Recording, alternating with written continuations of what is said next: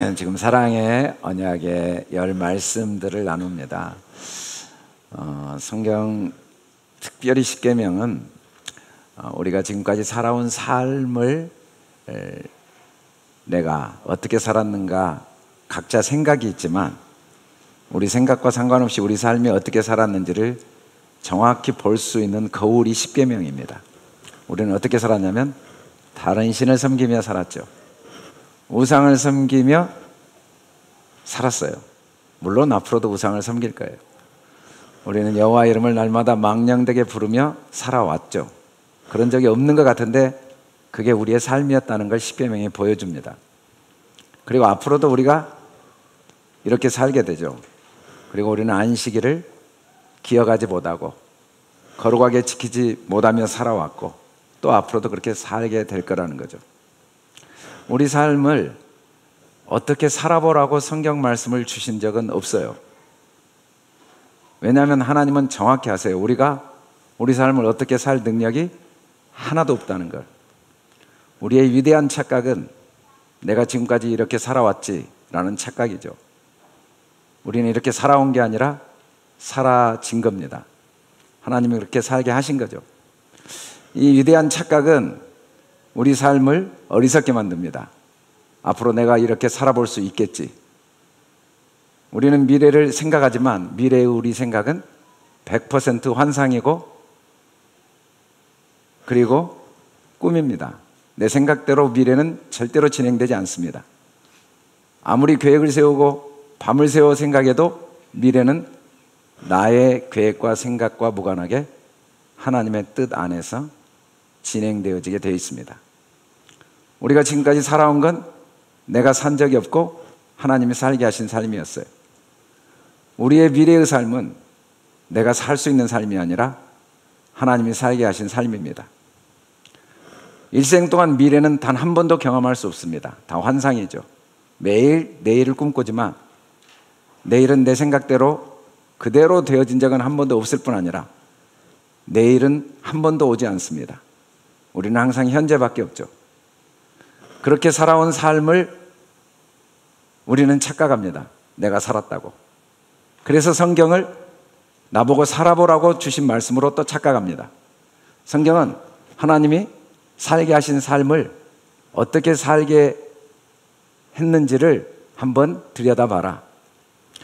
겉으로 보면 우리는 하나님을 다른 신을 섬기면서 우상을 섬기면서 하나님을 망령되게 부르면서 안식이 없는 삶을 살아왔습니다. 그런데 그 삶의 한순간도 하나님이 보이지 않게 다른 신을 섬기지 않고 우상을 만들지 않고 섬기지 않고 그리고 하나님의 이름을 망령되게 부르지 않고 정말 안식을 기억해서 거룩하게 지키도록 돕는 일을 계속 해오셨습니다. 우리는 못 느끼죠. 어린아이가 저 혼자 자라서 학교를 다닌 줄 알지만 천만의 말씀, 부모가 젖먹이고 말 하나하나 행동 하나하나를 가르쳐서 그렇게 학교를 다니고 자기 행동을 한 것처럼 하나님이 아이는 그냥 먹고 자고 아무 생각 없이 자랐는데 어느 날 사람 구실을 하고 있는 것처럼 우리는 그냥 정신없이 살아왔지만 하나님은 이 10 언약의 말씀이 정말 다른 신을 섬기지 않고 정말 안식을 누리는 삶을 살 수 있는 사람으로 계속 인도에 오셨습니다. 그리고 앞으로도 인도에 가실 거예요. 그걸 좀 한번 들여다보라고 주신 게 성경이고 우리가 우리 자신을 들여다볼 수 있는 거울이 온 세상에 너무 많아요. 그러나 다 희미합니다. 성경만이 정확히 보는 거울이에요. 이 십계명은 완벽한 거울이죠. 네 삶이 이렇게 살아온 거야. 네 삶 속에 내가 이런 일을 해온 거야. 그리고 앞으로도 너는 이런 삶을 살게 될 거야. 그러나 네 삶 속에 나는 이런 일을 계속 할 거야 하는 걸 제발 깨달아라. 그 주신 말씀이 십계명이죠. 특별히 이 십계명을 주신 진짜 목적은 안식입니다. 안식 기억하는 거예요. 여러분, 부모가 자녀에게 얼마나 많은 말과 얼마나 많은 노력을 합니까? 그러나 한 가지밖에 없어요. 행복. 대학 들어가고 직장 잡고 결혼하고 자녀 낳고, 이 모든 소원은 그래야 행복하다는 확신 때문이죠. 왜 그렇게 다른 신을 섬기지 않기를 원하실까요? 왜 우상을 절대 보이는 것에 영향을 받지 않는 그런 삶을 살기를 원하실까요? 왜 정말 하나님의 이름을 망령되게 부르지 않도록 그렇게 돕기를 원하실까요? 그래야만 안식이 있으니까. 하나님은 우리에게 안식 주기를 너무 원하세요. 사람들은 자녀에게 주고 싶은 게 많지만 행복을 주기 위해서 다양한 노력을 해요. 근데 어느 게 행복인지 몰라서 자녀를 위해 많은 걸 주었는데 도움이 안 되죠. 그러나 하나님은 진짜 행복은 안식이고, 안식을 위해 뭘 필요한지를 정확히 알기 때문에 한순간도 실수하지 않고 우리를 인도해 오고 계세요. 사람인 저도 일주일 내내 소원은 하나밖에 없어요. 우리 성도들이 하루를 정말 행복하게 살게, 매 순간의 삶의 그 가치와 소중함과 그 사건 속에 담겨있는 얼마나 아름다운 하나님의 계획과 손길이 있는가를 꼭 알고, 이 숨쉬는 순간순간이 진짜 행복했으면 너무 좋겠다. 특별히 저는 학생들에게 관심이 많아요. 제가 학창시절에 겪었던 아픔들을 생각하면 이 아이들이 정말 창조자를 알아서 청년의 때 정말 행복하게 살았으면 좋겠다. 정말 이 시간들의 그 소중함이 헛되게 흘러가지 않았으면 좋겠다. 그런 간절한 소원이 있죠. 하물며 하나님은 얼마나 소원이 간절하겠습니까? 제가 여러분에게 아무리 소원이 많아도요, 죄송하지만 내 자녀들보다 소원이 많을 수는 없어요. 내 자녀에게 내가 소원이 훨씬 많아요. 마음이 그리 가는데 어쩌겠어요. 이 소중한 성도들이어도 하나님도 마찬가지예요. 온 세상을 다 관리하시지만 저와 여러분 한 사람에게 집중되어 있거든요. 하나님의 소원이 너무 간절해요. 이 안식을 누리게 하기 위해서 하나님이 하시는 일이 뭐냐면 부모를 공경하게 하십니다. 우리는 부모를 공경하지 않아요. 그리고 앞으로도 안 할 거예요. 그렇게 사는 우리 삶 속에 하나님은 우리를 부모를 공경하게 만드시죠. 5번째 계명이 내 부모를 공경하라인데, 물론 이 말씀이 당연히 나를 낳아준 부모를 공경하는 건 당연하지만 그 말씀일 리는 없다는 게 너무 확실하죠. 그런 말씀을 왜 성경에 기록해요? 인류 역사 어느 나라 어느 시대건 어떤 자식이 부모 공경하기를 싫어하겠어요? 가끔 부모를 공경하지 않는 자녀들이 있는데 천만의 말씀이에요. 정말 공경하고 싶은 자기 모습이 더 이상 부모를 공경할 만한 능력이 없을 때 오는 자기에 대한 자책이 부모에 대한 원망과 분노와 그 불평으로 나타날 뿐이지 부모를 불평한 적 없어요. 더 이상 부모를 기쁘게 할 수 있는 능력이 없는 자기 자신의 그 초라함과 비참함. 가끔 부모가 자녀들을 함부로 대한 부모도 있지만 부모는 자녀를 사랑할 능력이 없어요. 사랑 안 할 능력이 없어요. 아무리 사랑 안 해보려고 해도 안 돼요. 물론 자녀를 버린 부모도 있지만 그것도 정말 자녀를 사랑하고 싶은 마음의 실망과 상처와 절망과 그 왜곡된 고통 때문에 그렇게 행동한 거지, 남들이 보기에는 저런 나쁜 부모가 있을까 그런데 그 안으로 들어가 보면 그것도 또 다른 사랑의 어그러진 표현에 불과하지, 어떤 부모가 자녀를 사랑하지 않을 능력을 절대 갖지 못해요. 그게 사람인데 무슨 이런 부모를 공경하라는 말을 성경에 써놓겠어요? 아니, 부모를 공경하라는 말을 얼마나 많이 사람들이 해요. 불교건 이슬람이건 무종교건 아프리카건. 근데 안타깝게도 부모 공경의 그 어떤 기준은 점점 내려가고 있다고 그래요. 옛날보다 부모를 공경하는 수준들이 자꾸 낮아지고, 안타깝게 그런 일들이 우리에게 지금 많이 경험되어지고 있죠. 그 이유는 성경이 말한 부모 공경이 안 되어지면 아무리 경제가 발전하고 아무리 효도대학을 만들고 아무리 부모 공경을 가르쳐도 공경이 안 되어지게 되어 있다는 거죠. 그래서 하나님은 이걸 육신의 부모를 공경하라는 말을 한 게 아니라 진리를 우리에게 말하고 싶은 거죠. 만약에 육신의 부모를 공경하라는 말씀이라면 부모가 일찍 돌아간 사람은 정말 불쌍해요. 무조건 일찍 죽어야 되잖아요. 공경할 대상이 없어서, 공경하기 싫어서가 아니라 어릴 때 부모가 돌아가셔서 공경할 대상이 없어 생명이 길지 못한 이런 일이 일어나겠죠. 아니, 부모가 살아계셔서 공경을 잘했는데 일찍 죽어버린 사람은 도대체, 그래서 정말 부모 공경 안 한 사람 중에 대표적인 사람이 예수님이에요. 어떻게 33살에 돌아가셔? 나는 지금 60살이어도 살고 있는데. 이런 정말 문제 많은 분이 어디 있겠어요. 아니, 부모를 대적해도 오래 사는 사람이 얼마나 많은데요. 근데 여러분, 성경은요, 어느 시대에는 적용이 되고 누구에게는 적용이 되는 말씀이 절대 아니에요. 100% 적용돼요. 한 사람도 예외 없이 적용돼요. 어느 시대에나 적용돼요.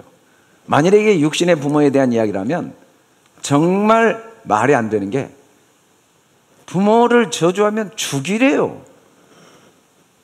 그런데 어떻게 부모를 저주 안 하고 살아본 사람이 한 명이나 있겠어요. 아유, 아버지 왜 그런지 모르겠어. 정말 엄마 왜 그런지 모르겠어. 아, 답답해. 정말 내가 말 안 해서 그러지 어쩌겠어.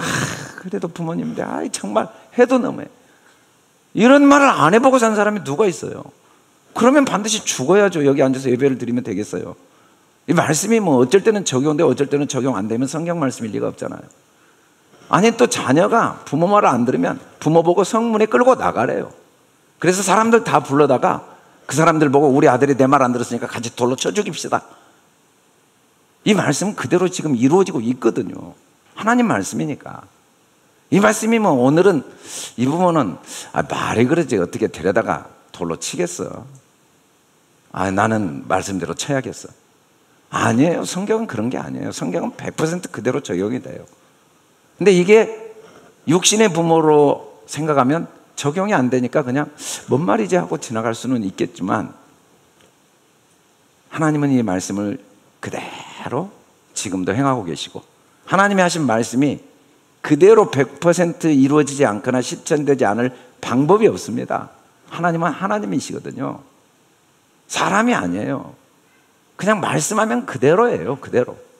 도대체 이 말씀의 의미가 뭔가, 오늘 우리가 함께 성경 속에서 부모를 공경하라는 말의 의미가, 나에게 하나님이 뭘 말씀하시는가를 같이 한번 생각해 보려고 그래요.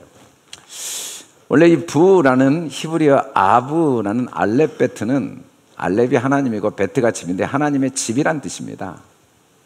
그러죠. 아버지란 말은 그 속에서 아들이 나왔다는 말이죠. 아들의 집이 아버지예요. 아버지는 없어요. 아들이 나오기 전에는. 아들이 나오는데 아버지가 안 될 방법이 없어요. 아버지는 존재하지 않습니다. 아들이 아버지를 낳은 거지. 나오면 아버지가 돼요. 아들이 그 속에 있었으니까 아버지가 되는 거죠. 그래서 아들의 근원이 아버지입니다. 그리고 모는 M인데 이 M은 알렙 맴이거든요. 알렙 베트 알렙 맴. 이 알렙이 하나님이고 베트가 집이고, 알렙이 하나님이고 맴이 원래 말씀 성령이에요. 말씀 성령. 그러니까 하나님이 성전인데 그 아들을 어떻게 낳았냐면 말씀과 성령으로 낳는다는 거죠. 사실은 성경이 말한 부모는 항상 이런 의미를 전제로 할 때 부모란 단어를 사용하고 있습니다. 이걸 전제로. 그래서 예수님도 땅에 있는 자를 아버지라 하지 말라. 아버지인데 아버지라 하지 말라 한 말은 아버지가 아니라는 말이 아니라 진짜 아버지가 아니에요. 여러분, 우리는 착각을 많이 해요. 내 몸이 있다고 착각하는데 머리끝부터 발끝까지 내 거 없어요. 엄마 아버지한테 100% 받은 거예요. 엄마에게 난자정자를 받아서 생긴 그 몸이 이렇게 100조 개의 세포가 됐으니까 처음부터 내 것이 있지도 않고 엄마 아빠가 아닌 게 하나도 없어요. 100% 받았는데 그냥 내 몸이라고 착각하고 살아요. 다 엄마 거 아빠 건데. 근데 그 엄마 아빠도 자기 거 준 적이 없어요. 자기도 받았어요. 그 엄마 아빠도 자기 거 준 적이 없어요. 자기도 다 받았어요. 계속 가보니까 아담한테 받았어요. 아담도 자기 거 준 적 없어요. 하나님 거 받았어요. 알고 보면 근원은 하나님 한 분이에요. 하나님이 나의 집이고 나의 근본인 걸 더듬어 알 수 있도록 육신의 부모를 주셨죠. 육신의 부모. 그래서 진짜 육신의 부모를 통해, 이 모형 부모를 통해 진짜 부모를 하나님이 알게 하신 거죠. 진짜 엄마를 알게 하신 거예요. 위에 있는 예루살렘은 자유자니 곧 우리 어머니라. 사실은 위에 있는 예루살렘, 이때 이 갈라디아서의 위에 있는 예루살렘은 말씀과 성령을 의미하거든요. 성경은 부모가 무엇인지를 우리에게 수없이 반복해서 이야기를 하시면서 만유가 뭔지도 먼저 이야기하세요. 여러분, 우리는 오해를 많이 해요. 보이는 것 중에 하나도 하나님 아닌 게 없다는 걸 몰라요. 여러분, 나무 하나, 풀 한 폭이 이 보이는 모든 건 다 하나님이에요. 하나님이 자기를 알게 하기 위한 도구로 만들어 놓은 도구들이에요. 하나님께 나오지 않는 게 있어요. 우리가 만들었지만 이거 다 하나님이 만들어 놓은 걸로 만든 거거든요. 하늘, 달, 별, 하나님 아닌 게 어디가 있겠어요. 다 하나님이 자기를 알게 하기 위한 도구로 다 만들어 놓은 거거든요. 그래서 만유는 다 하나님이에요. 사람들은 오해를 하죠. 너무 세상이 신비로우니까 돌을 보고 섬겨요. 인도 가면 원숭이 섬기고, 뱀 섬기고, 개 섬기고, 나무 섬기고, 달 섬기고, 해 섬기고. 어차피 신비로워요. 안으로 들어가면 신비롭지 않은 건 존재하지 않은 이유가 다 하나님의 표현이니까 그래요. 그래서 다 하나님들인 건 사실입니다. 다 온 세상이 신 아닌 게 없어요. 그럼에도 불구하고 어떤 것도, 어떤 피조물도 하나님을 아버지라 말할 수는 없어요. 우리만 하나님의 아버지죠. 만유가 하나님께 만들어졌지만 우리만 하나님의 아버지예요. 하나님이 천사들한테도 너는 내 아들이라고 말한 적이 없어요. 언제 그런 말을 한 번도 한 적이 없어요. 너는 내 아들이라. 내가 너를 낳았다. 또 다시 나는 그에게 아버지가 되고 그는 내게 아들이 되리라. 단 한 피조물에게도 아들이라는 말을 사용 안 했어요. 공경이라는 건 단어 자체로는 원래 무거움 또는 영광, 빛 그런 뜻이죠. 존중, 경외로도 그래서 공경을 표현해요. 부모를 공경한다는 게 뭐겠습니까? 여러분, 자녀가 부모를 공경하는 거 어떻게 해야 부모를 공경해요? 10살이 돼야? 20살이 돼야?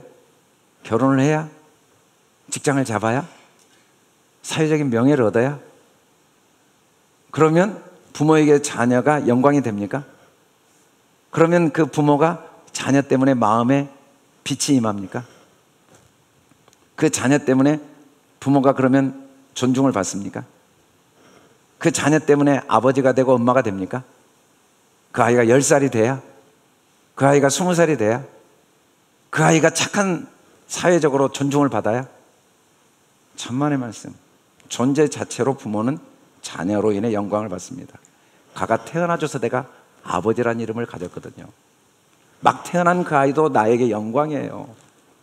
그 2~3살짜리를 손을 잡고 세상을 걸어가면 이게 내 아들입니다. 너무너무 이 아이가 나를 영광스럽게 해요. 지나가던 사람들이 누구예요? 내 딸입니다. 이 영광을 대통령 직분이 주겠어요? 어떤 게 주겠어요? 돈이 주겠어요? 사회적인 지위가 주겠어요? 태어난 게 나에게 영광이에요. 그 아이가 나에게 아들로 태어나 준 게 영광이죠. 우리는 하나님의 영광들이에요. 자식은요, 우리가 아이를 낳았잖아요. 요즘 지난주 보니까 어느 구역은 우리 황은혜 집사 간사님 구역은 세 분들이 뱃속에 아이가 있던데 제가 그걸 보면서 오늘 이 말씀 때 드리고 싶었던 게 있어요. 그게 하나님의 기업입니다. 그 아이가 하나님 자기 상급이에요. 자기 영광이에요. 자기 영광. 공경은 하나님이 내 아버지인 걸 깨닫고 내가 아들인 걸 깨닫는 겁니다. 물론 깨닫지 못할 수도 있어요. 하나님 아닌 게 없습니다. 하나님이 만들지 않은 게 없어요. 개, 돼지, 소도. 근데 그들은 자기가 누군지 몰라요. 자기를 만든 분이 누군지 몰라요. 몰라요. 개가 생각이 없겠습니까? 감정이 없겠습니까? 지식이 없겠습니까? 의지가 없겠습니까? 걔가 마음이 없겠습니까? 다 있어요. 근데 문제는 내 생각이 무슨 생각인지 몰라요. 내 마음이 무슨 마음인지 몰라요. 깨닫지 못해요. 내가 걔인지 몰라요. 걔가 이번에는 개로 태어났는데 그런 생각을 못해요. 우리가 개라고 불러준 거지. 그게 이성 없는 짐승이라고 성경은 말해요. 사람도요, 내가 누군지 모르는 동안에는 짐승과 똑같은 생각과 말과 행동을 하면서 살 수밖에 없습니다. 내가 누군지를 절대 몰라요. 어디서 왔는지를 몰라요. 어디로 가는지도 모르고 내가 진짜 누군지 몰라요. 나 누구냐? 나 사람이야. 나 남자야. 나 선생님이야. 나 목사야. 나 교수야. 나 사업가야. 나 한국 사람이야. 그게 나예요? 그게 나? 그게 너냐? 너 누군데? 내가 누군지를 알기 위해서 모든 종교가 다 생겼고 모든 철학이 다 생겼는데 진짜 몰라요. 진짜 몰라요. 여러분, 지나가는 아이에게 하루에 1억씩 줄게. 너 나한테 아버지라고 불러라. 안 부를 사람 한 명도 없어요. 아니 100만 원만 줘도 불러줄 거야. 근데 10억씩 주면서 너 나한테 아버지라고 불러라 그러면 10억 다 받고 아버지 부르면서 속에서 꼭 그래요. 우리 아버지 아닌데. 계속 그래요. 매일 아버지, 우리 아버지 아닌데. 우리 아버지 아닌 거 알아요. 알고 있어요. 다. 하나님이 내 아버지 아닌 거. 왜? 로고스, 말씀이 없으니까. 진리가 없으면 짐승이에요. 절대 몰라요. 알 방법이 없어요. 그래서 내가 누군지를 몰라요. 내가 누군지 확인하려고 몸부림치는 과정이 일생이에요. 왜 공부하는가? 왜 돈 버는가? 내가 누구인지 그걸 통해 확인이 될 것으로 착각해요.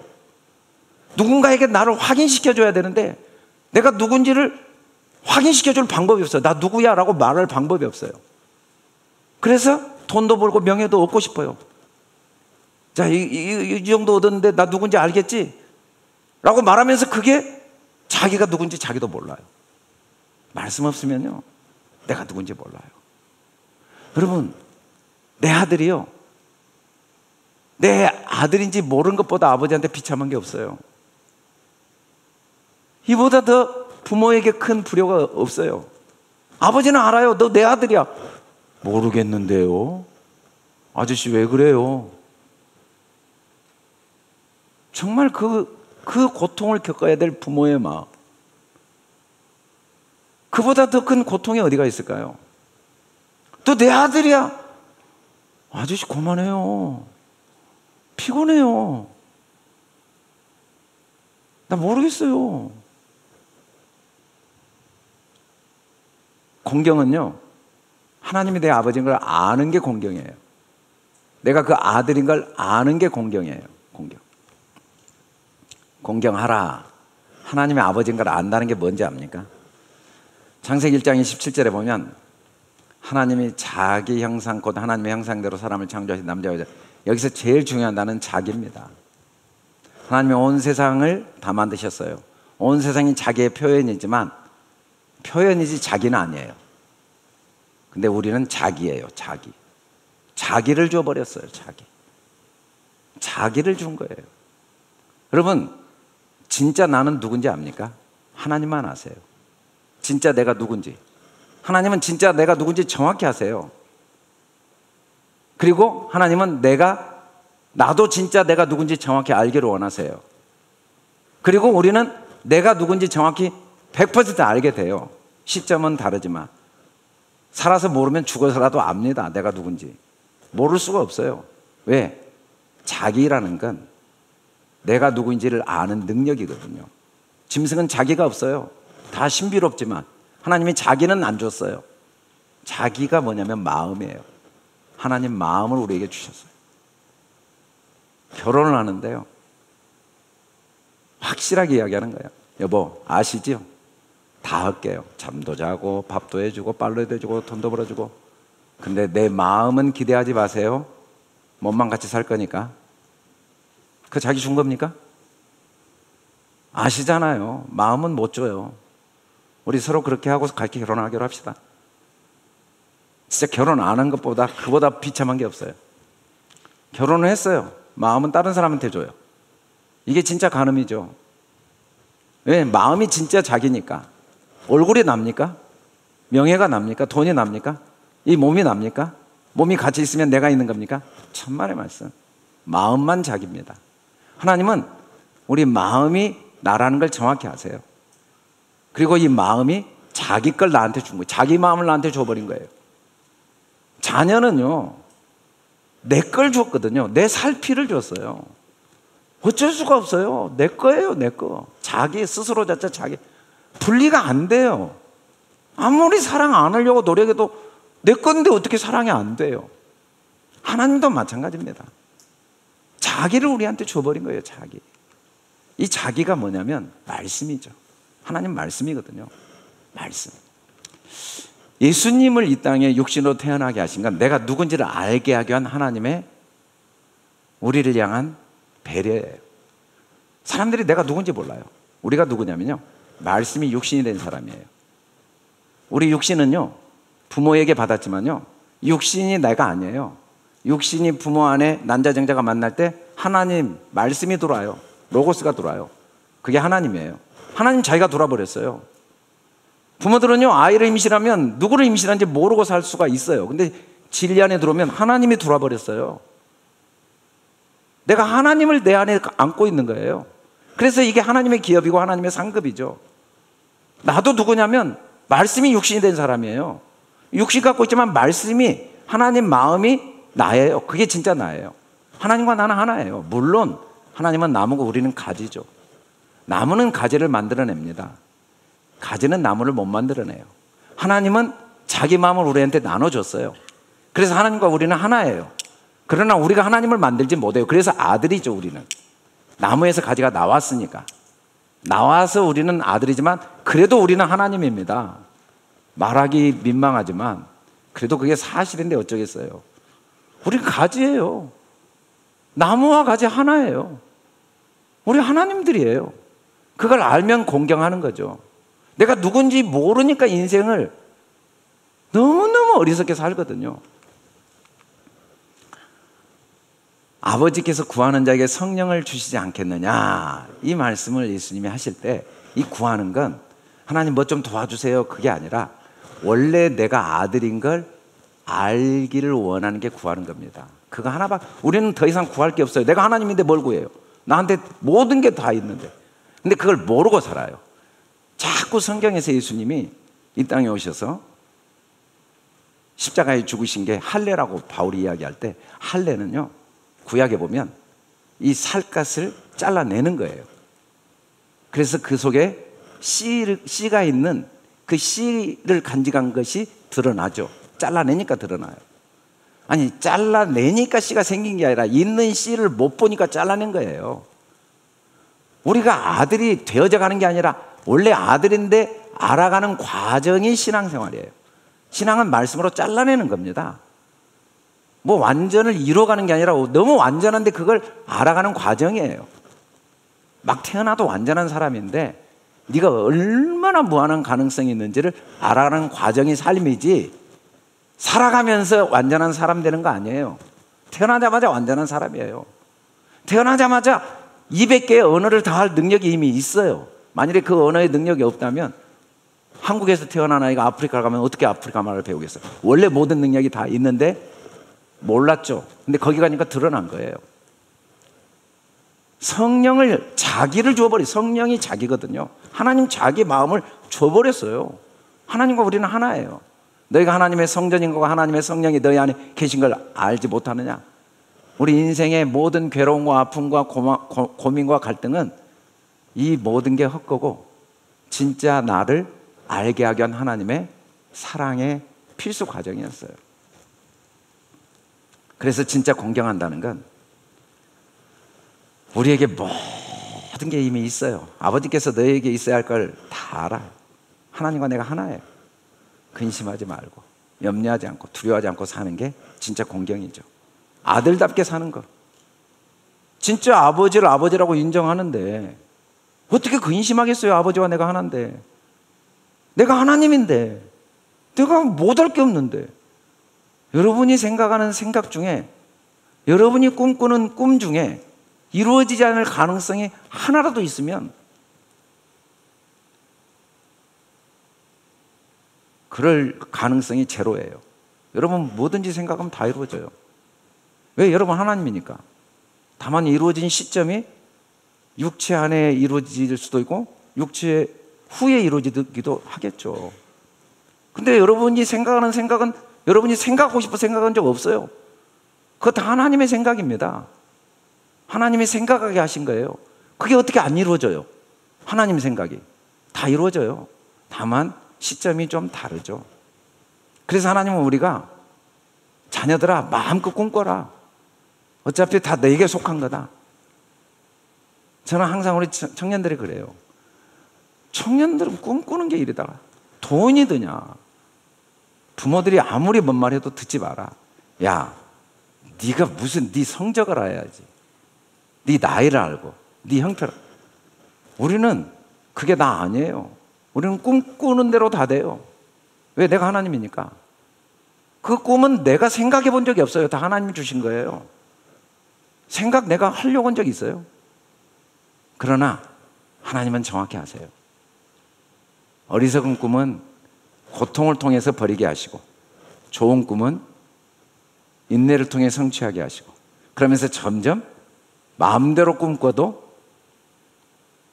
하나님이 진짜 주기를 원하는 꿈을 꾸는 수준으로 성장시켜 가신 건 사실이죠. 우리 애들한테 다 해주잖아요. 그래도 계속 진짜 뭘 원해야 되는지를 계속 가르쳐 가잖아요. 저는 뭐 애들한테는 다 못 해줬던 것 같아요. 정신이 없어가지고. 근데 해줄 능력은 없고 시간이 없어서 손주한테는 다 해주게 되더라고요. 뭔 말을 해도 알아서 그러더라고요. 참 나도 내가 웃겨요. 여러분, 우리가 주님을 공경한다는 건 내가 누군지 아는 거예요. 에베소서에서는 부모 공경을 순종이라고 표현했어요. 순종하라. 이게 옳다. 순종은 잘 듣는 겁니다. 잘 듣는 거. 그리고 그걸 간직하는 거죠. 잘 들었다는 건 아는 거예요. 진짜 부모 공경은 아는 겁니다. 우리가 알거니와. 우리는 알아요. 그게 부모 공경한 거예요. 내가 하나님인 거 알아요. 하나님과 내가 하나인 거 알아요. 어떤 것도 선이 안 될 수가 없다는 걸 알아요. 방법이 없어요. 선이 안 될 방법이. 내가 하나님인데, 하나님과 내가 하나인데, 하나님은 무조건 선하신 분인데 어떻게 안 돼? 그걸 알아버리는 게 공경이에요. 알아버려요. 나는 이미 정해졌어요. 내가 구원받기 위해서 하는 게 아니라 구원이 정해진 걸 알아가는 과정이었어요. 나는 이미 하나님의 자녀로 부름 받았어요. 오늘 나를 부른 게 아니라 원래 부름 받은 걸 오늘 알게 되어진 거죠. 나는 완전히 의로운 자예요. 100% 의로운 자예요. 내가 의롭기 위해서 하는 게 아니라 원래 의로운 자인 걸 알아가는 과정이 삶이에요. 뭐 이래서 의롭게 되고 저러니까 의롭게 안 되고 방법이 없어요. 우리가 의롭지 못한 건 내가 아니니까 우리는 의롭지 못한 적이 없어요. 또 우리가 의롭지 못할 방법이 없어요. 하나님은 그걸 나로 인정 안 해요. 내가 한 말, 내가 한 행동, 내가 살아온 삶, 나의 감정, 나의 느낌, 그 내 거 아닌 거 하나님 아세요. 진짜 나를 알게 하기 위한 도구로 가짜로 주신 것에서 그걸로 별짓을 다 해도 하나님은 전혀 신경 안 써요. 여러분, 영화 세트에서요, 그 속에서 나쁜 짓 다 해도 영화 끝나면요 끝이에요. 그 배역을 왜 세웠냐면 그 스토리를 알게 하기 위해서 세운 거예요. 그 살인자 보고 영화 끝나고 나 가만히 안 두겠어. 100명이나 죽였다니까. 내가 다 세봤어. 내가 그 사람 가만히 안 두고 그 배우 만나서 내가 끝까지 책임 물을 거야. 그렇게 영화 본 사람은 없잖아요. 이건 다 세트예요. 진리를 알게 하기 위한. 진리를 알게 하기 위한. 우리 삶은 다 육신의 삶은 세트예요. 그래서 하나님은 이걸 나로 인정하지 않아요. 우리가 죄를 용서받았다는 건 죄를 기억하지 않는다는 건 우리가 죄가 아닌 걸 죄로 생각했던 것을 죄가 아닌 걸 깨닫게 해주신 게 죄가 용서되는 거예요. 하나님은 한 번도 죄로 여긴 적이 없어요. 부모는 자녀를 한 번도 죄로 여긴 적이 없어요. 너희는 나쁜 놈, 너 왜 죄 짓지? 부모는 자녀를 죄로 생각하지 않아요. 깨닫게 하기 위한 말에 불과해요. 어떻게 자녀가 부모한테 죄를 지을 수 있어요? 부모가 더 괴로운데, 부모와 자녀는 하나인데 어떻게? 불가능해요. 지금도 죽여주시죠. 가짜 부모를 진짜 부모인지 알면 돌로 쳐주세요. 돌은 율법이거든요. 돌판. 말씀은 계속 나를 괴롭혀요. 나를 죽이죠. 어김없이 죽여요. 이런 예배 때는 모여서 죽여요. 성경에 다 나온 게 매 순간 이루어지고 있는 거예요. 성경 말씀이 그냥 써진 게 아니에요. 100% 성경은 그대로 이루어져요. 우리는 이미 영화로워요. 영화롭게 하기 위해 노력할 게 하나도 없어요. 너무너무 영화로운 전부 과거형이에요. 그걸 발견해가는 과정이죠. 그걸 발견해 가면 공경하는 거예요. 영화롭게 살면 주님을 비방하는 거예요. 그 삶 속에는 안식이 없게 만들어 놨어요. 하나님이 아예 그렇게 딱 만들어 놨어요. 보이는 것에 소망을 두면 돈 많은 사람은요 행복할 것 같아요. 돈 없는 사람. 돈 많은 사람은 돈 관련이라고 친구도 못 만나요. 진짜요. 자녀들하고 같이 식사도 못 해요. 그 관리하는 게 보통 힘든 게 아니에요. 돈 없는 사람 불편하지만 돈 없어서 또 맨날 집에서 아이들하고 같이 놀잖아요. 건강한 사람, 아픈 사람, 건강한 사람 부러워해요. 건강한 사람 피곤해요. 건강하다고 맨날 불러요. 이 일 시키고 저 일 시키고. 아픈 사람 너무 힘들지만 또 혼자 있어요. 혼자. 일을 아무도 안 시켜요. 세상에 어느 것도 그 자체로는 완전하지 않아요. 착각이에요. 아픈 사람은 건강하면 행복할 것 같죠? 돈 없는 사람은 돈 있으면 행복할 것 같죠? 모르는 사람은 알면 행복할 것 같죠? 인기 없는 사람은 인기 있으면 행복할 것 같죠? 어느 것도 그 안에는 다 그림자이기 때문에 하나님이 딱 만들어 놓으셨어요. 그걸로는 절대 안식이 없게, 진짜 평안이 없게, 그리고 계속 그 과정을 통해 내가 얼마나 영화로운가를 깨달아 가도록 도우세요. 이것과 상관없이, 이 상황과 상관없이 내가 얼마나 완전히 의로운 자였는가 몰랐네. 내가 얼마나 하나님인가, 하나님과 내가 얼마나 하나인가를 알아가게 하는 과정이죠. 그래서 모든 게 이미 있어요. 여러분, 우리는 뭘 얻기 위해서 사는 게 아니에요. 이미 있는 걸 발견해가는 과정이에요. 우리는 이미 승리자예요. 뭐 우리가 승리를 위해서 고민할 게 1%도 없어요. 그냥 승리를 발견해가는 과정이에요. 뭐 감옥에서도 거기서 승리가 발견돼요. 병들어 누워도 거기 승리가 발견돼요. 왜냐하면 우리는 이미 넉넉히 승리가, 처음부터 영원히 승리자니까. 우리가 하나님이니까. 우리는 그냥 사랑 덩어리예요. 우리는 확신해요.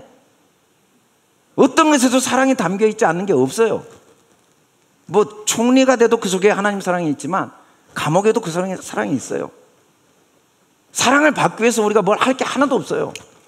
그냥 우리는 하나님인데 뭐, 하나님 자기인데 뭐, 우리는 사랑 덩어리들이에요. 다만 그걸 발견해 가야죠. 우리는 성장이 필요하고 성숙이 필요해요. 과정이 필요해요. 경험이 필요해요. 삶은요, 성공을 위한 삶이 아니고 사랑을 얻기 위한 삶이 아니라, 부족함을 채우기 위한 삶이 아니라 너무나 완전한 나의 모습을 하나하나 체험해가고 발견해가고 누려가는 과정이 삶이에요. 그렇게 살면 부모를 공경한 거죠. 하나님은 우리를 그렇게 끝까지 인도해 가십니다. 그렇게 산 모습은 내게 준 땅에서 생명이 길어요. 하나님은 우리에게 두 땅을 주셨어요. 처음 땅과 새 땅. 근데 처음 땅은요, 처음부터 없애려고 주셨어요. 처음 땅은 다 지나갑니다. 없애려고 주셨어요. 이 땅이 마음입니다. 마음. 우리는 마음이 있어요. 생각이 있어요. 그 마음들은 다 가짜예요. 깨달은 마음만 진짜예요. 매 순간 우리는 처음 땅과 새 땅이 24시간 반복돼요. 여러분, 처음 땅이 없어지면 새 땅도 없습니다. 처음 땅이 있어야 새 땅이 있어요. 여러분, 신앙생활 아무리 오래 해도 처음 땅으로 삽니다. 또 화나고 또 짜증나고 또 걱정하고 또 염려하고 근데 그것을 통해 사랑을 발견하면 바로 새 땅이 돼요. 처음 땅 없으면 새 땅도 없어요. 처음 땅이 있고 새 땅이 있어요. 신앙은요, 어느 수준에 도달한 게 아니라 얼마나 매 순간순간 새 땅을 발견해 가느냐의 차이예요. 어린아이들은요, 하루라는 시간에 자기가 무엇을 해야 될지를 모르고 하루 내에 뛰어다녀요. 왜 그렇게 부지런히 뛰어다니는지 모르는데 그냥 뛰어다녀요. 근데 나이가 들어가면요, 뛰긴 뛰어도 뭘 해야 될지 알아가면서 뛰어요. 어른이 되면요, 그 시간을 정말 필요한 데 사용하는 능력이 생기죠. 신앙이 성장한다는 건 매 순간순간의 새 땅 속에 애 땅 속에 어떤 새 땅이 있는가를 발견해가는 시간이 늘어나는 거예요. 그냥 삶 전체 속에 이김이 있고 삶 전체 속에 사랑이 있음을 매일 발견해 가면 인생은 누리는 거죠. 인생. 그게 좋은 땅입니다. 진짜 부모를 공경하면 좋은 땅에서 생명이 길게 돼요. 생명은요, 내 말을 듣고 내 말, 아버지의 말, 너는 의로워, 너는 이미 영화로워, 너는 이미 부족함이 없어, 너는 못할 게 없어. 예수님이 그랬잖아요. 내가 한 일을 할 뿐 아니라 나보다 더 큰 일을 한다. 왜? 다 똑같은 맏아들이니까. 맏아들이에요. 다 똑같아요. 내 아들? 나 아버지? 아니에요. 나도 아들이에요. 우리 아버지 있어요. 근데 육신이 있는 동안만이에요. 육신이 다 끝나면 다 형제들이에요. 아버지는 하나님 한 분이에요. 우리는 다 형제들이에요. 온 세상이 형제들이에요. 형제들. 그 말을 들으면 생명으로 바로 옮겨집니다. 생명으로. 옮겨진 곳에는 결코 줄이지 않고 목마르지 않아요. 그냥 모든 것 속에서 감사가 나오고, 모든 것 속에서 소망이 생기고, 모든 것 속에서 의미가 발견되고, 뭐 남에게 이야기 안 해요. 남과 싸우지 않아요. 환경과 싸우지 않아요. 보이는 우상과 형상이 상대하고, 그냥 나는 나대로 열심히 살아요. 매 순간을 최선을 다해 살아요. 감옥에 있건 노예를 있건 총리를 있건 장사를 하건 집에 있건 뭐 설교를 하건 그냥 최선을 다해요. 매 순간. 왜? 그 속에 이김이 감춰져 있으니까. 그 속에 사랑이 감춰져 있으니까. 그 속에 모든 부요함이 감춰져 있으니까. 그걸 누려가는 과정이 생명이 긴 거죠. 부모를 공경하게 하리라. 내 아버지와 어머니를 공경하라. 이것은 약속이 있는 첫 계명이라고 에베소 6장 2절은 그래요. 이 첫 프로토스란 말은 순서를 의미하는 건 전혀 아니에요. 하나의 대표, 약속이 있는 대표. 1계명부터 5계명까지는 하나님의 사랑입니다. 우리 이제 다음 주부터 6계명부터 10계명 이웃사랑이죠. 이거 하나의 짝이에요. 근데 사실은 1계명부터 4계명까지 하나님 사랑을 지키게 하시는 하나님의 그 열심이 뭘로 나타나냐면, 진짜 안식을 누리게 되어지려면 부모가 공경되어져야 돼요. 부모가 하나님과 내가 진짜 하나인 줄 알아야 돼요. 내가 얼마나 영화로운지 알아야 돼요. 그래야 안식이에요. 내가 얼마나 의로운지 알아야 돼요. 삶은 영화롭게 사는 게 아니고, 의롭게 사는 게 아니고, 승리하게 사는 게 아니라 이미 있는 걸 누리기 위한 것임을 알아야 안식이 있어요. 내 삶이 앞으로 어떻게 되든 다 그 속에 누림밖에 없어요. 그래서 우리는 안식밖에 없어요. 걱정할 거 없어요. 남편 걱정할 것도 없고, 아내 걱정할 것도 없고, 누구도 걱정할 거 없어요. 세상도 걱정하지 마세요. 다 하나님이 주관하고 계세요. 그냥 우리는 누리세요. 누려. 그 속에 어떤 하나님의 진리를 가르치는 섭리가 있나. 정치, 경제, 사회, 문화, 어떤 사건 속에도 다 사랑을 끊을 수 없어요. 그 속에 아버지의 사랑이 없는 게 없어요. 우리는 막 누가 어쩌냐 저쩌냐 이 표면에 관심을 갖는 게 아니라 그걸 통해 무슨 진리를 깨닫게 하지. 파리를 봐도 진리가 보이고, 모기를 봐도 진리가 보이고, 개를 봐도 진리가 보이고, 안 보인 게 없더라고요. 진짜로. 학생들하고 아침 9시부터 밤 10시까지 이야기를 하는데 한 명도 안 움직이더라고요. 그래서 미안해서 피곤할 줄 알았는데 안 피곤하대. 왜?